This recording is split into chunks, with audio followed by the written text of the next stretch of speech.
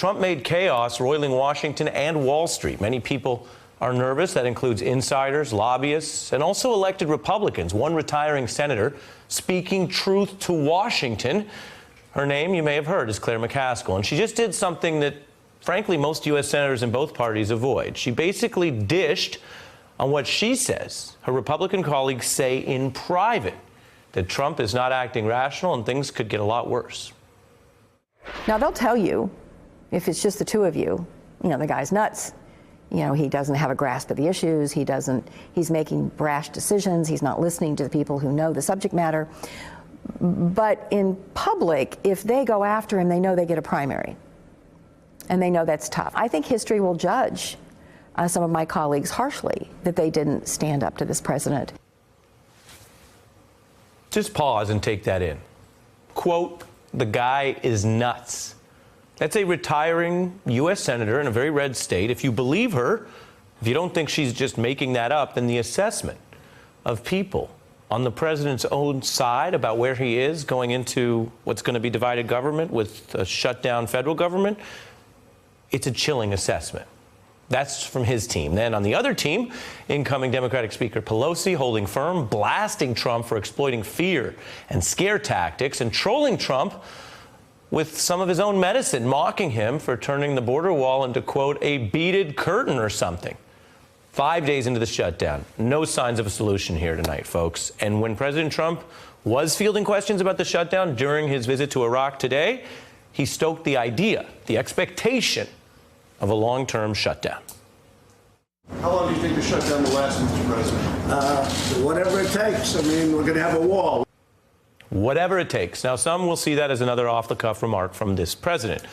But we're already seeing indications it goes deeper. Let me report them for you. The Trump administration now formally citing the potential of a long-term shutdown in court, arguing Trump shouldn't have to face scrutiny for any gifts he may receive from foreign governments while the government in this country remains shut down. Meanwhile, of course, there are others feeling the impact of Trump administration chaos, from the shutdown to the attacks on the Fed, which Treasury Secretary Mnuchin has been trying to address with a flurry of calls to bankers. Markets have been roiled, crashing, as you see there, right during the shutdown and Christmas. Tonight, I can report they're also rebounding, but few are betting on long-term stability yet. And while the markets are just one part of the economy, the jitters do seem to reflect a Trump administration that is receding before our very eyes. Think about how many parts of the Trump administration are MIA right now. We have an acting attorney general and an acting defense secretary who Trump said could be, quote, acting for a long time. We have an acting chief of staff. He won't even commit to holding that role long term. We also have an acting Homeland Security Department deputy secretary. The term acting has two main definitions: temporarily doing the duties of another person, or, of course, performing in a theatrical capacity. Now, Donald Trump's main occupation before this job was the second definition. He acted as the character of Donald Trump. We all know that by now. He played that part all the way into the White House. But he does show very little interest in the daily obligations of this job. So he doesn't even line up replacements for top appointees that he planned to remove for months, that we all heard about with endless leaks and tweets, like Jeff Sessions and now Jim Mattis. And here we are. The president oversees entire federal agencies led by acting directors, maybe indefinitely, while tweeting about being all alone in the White House during a shutdown of his own making, while visiting troops who are, of course, led right now tonight by an acting defense secretary during their activities, and Trump huddling with his acting chief of staff. And you put it all together, you get to a question that is uncomfortable for anyone rooting for the U.S. government to succeed, to remain open for business, let alone progress. If the top cabinet posts make this look increasingly like a permanently acting administration, at what point do we just have an acting president? And what are we going to do about it?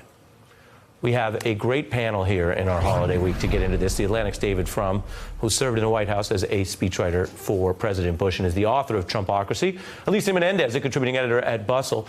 And Richard Farley, a Wall Street lawyer and the author of Wall Street Wars, The Epic Battles with Washington that created the modern financial system, bringing some financial chops to a time where Washington certainly is being heard, however unhappily, by the market. Mr. Frum, I begin with you as a White House insider. How concerned are you about the acting nature of all this, and does it reflect a fundamental lack of interest from this president?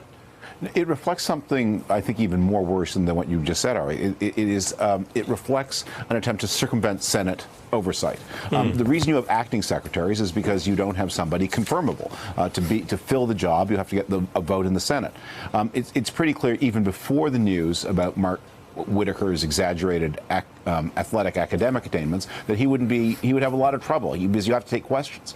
So you shut down Senate oversight by bypassing the requirement that cabinet secretaries serve with the advice and consent of the Senate. And this is becoming something. I mean, the chief of staff does not have to get Senate confirmed, of course, but if Mulvaney took the chief of staff full time, he would have to vacate the OMB job, and that does involve Senate questioning. And so it's an attempt to circumvent those kinds of constitutional provisions. I appreciate the point you add, which is that there are profound separation of powers issues raised by this as well. The kind of thing that any responsible leader of either party would say is something to avoid. And here, as you say, the president may lean into it because of the total disregard for those kind of rules and constitutional requirements. Alicia, it's not like many people, including in the Republican Party, didn't warn about this. Jeb Bush is no liberal. He's no member of the resistance. But when the Republican Party was debating this beyond ideology, he was one of the people I want to show for your analysis who famously warned this would be chaos. This would be vacant government. Take a look. Donald, is great at the one-liners, but he's a chaos candidate. And he'd be a chaos president. Jeb doesn't really believe I'm unhinged. Frankly, I'm the most solid person up here. The policies that we've suffered under other presidents have been a disaster for our country. That was a prominent, at one time, establishment candidate, Jeb Bush. Alicia saying, basically chaos. Tonight, Claire McCaskill dishing that other Republican senators say he's, quote, nuts. I don't know that declaring chaos makes Bush clairvoyant, but it certainly was prescient in its own way. I mean, listen, when you get to this question of the Fed, you may have investors, you may have politicians, you may have economists who disagree on how fast and how high the Fed should be spiking interest rates. What they all agree on is that the Fed should be operating independently. And so this gets to the bigger question of Donald Trump not really having an appreciation for the fact that these agencies are supposed to operate independently, not understanding why he can't just tell them what to do or why they can't all be his fall guy. And so we keep coming back to this question we ask ourselves like every night, Ari, which is where are the grown-ups in the room? Who are the grown-ups? You see his two economic advisors coming out trying to steady things, saying that the Fed chair's job is not in jeopardy. And yet you have to wonder if this is a threat that we'll continue to hear. And as he continues to leave so many of these big leadership spots vacant, who will have his ear and who will be able to continue to level things? Richard, have you seen a president in your lifetime who's caused more concern on Wall Street for no apparent reason? Well, look, I think the arguments between presidents and Federal Reserve chairmen are one of the great storylines of backstage conflicts in any presidential administration. No one has done it with quite the panache or extreme volatility than perhaps Mr. Trump. Panache is a word. You will stand by panache? Well, in a sense, yes. Although if LBJ's tapes had been made public at the time, that, of course, had a lot of panache to it as well. But there are two things going on here. I mean, when you boil it all down, you've got the markets responding with volatility essentially because of two things. The first is the Federal Reserve has to raise rates because they have to reduce the balance sheet in order to get the dry powder to come rescue the economy when the economy starts to falter in a significant way.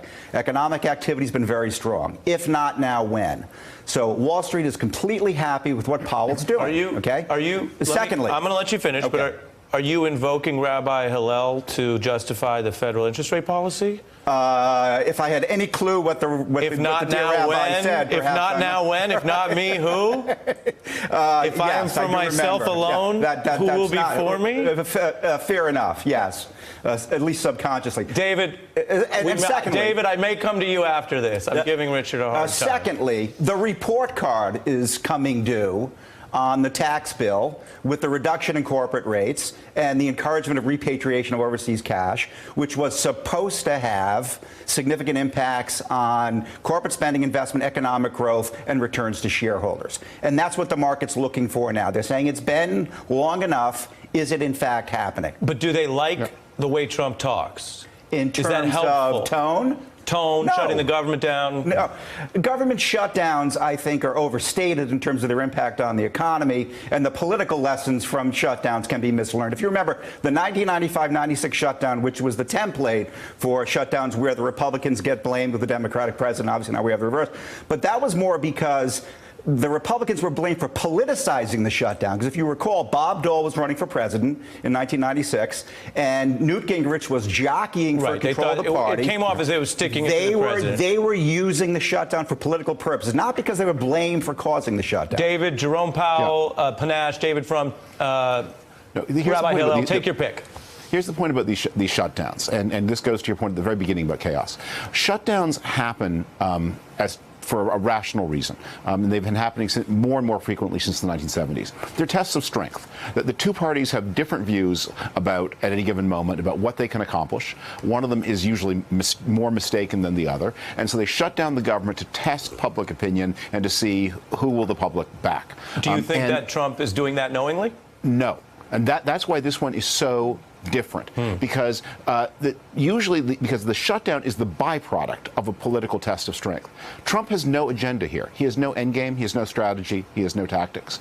He is shutting down the government because he enjoys the chaos. He's been talking about shutting down the government for a year because the shutdown is not the means to a political end, which is the test of strength. It is the end itself. The shutdown creates the chaos in which Trump imagines that he will thrive by looking, partly because he needs it, partly because he can't imagine any other way of functioning, and partly because it's an escape for him from the dreary tedium of governing, which he doesn't like to do. Wait, let me get Alicia in. Go ahead. Yeah, I mean, I'm just curious, based on David's analysis, though. I mean, I think there's another analysis out there, which is that Trump is doing this in order to show a show of strength to his base, who he believes is really rallied and motivated by this call for a border wall. And he at least believes that this narrative plays out well for him, that he says, look, I went to the mat, I did everything I could do, I shut down the government over this, and Democrats just wouldn't give me the billions that we agree we need in order to get this done. I mean, I do think he believes that there is a benefit for him, at least as it pertains to his base, by looking as though he was very strident on this question of a border wall. Right. If he can convince them that that is really what's going on, David pointed out why some of that may be the emperor having no clothes when it all shakes out. My thanks to David, Alicia, and Richard for joining me. Hey, I'm Ari Melber from MSNBC. You can see more of our videos right here, or better yet, subscribe to our YouTube channel below. You could have been anywhere in the world, but you're here with us, and we appreciate that.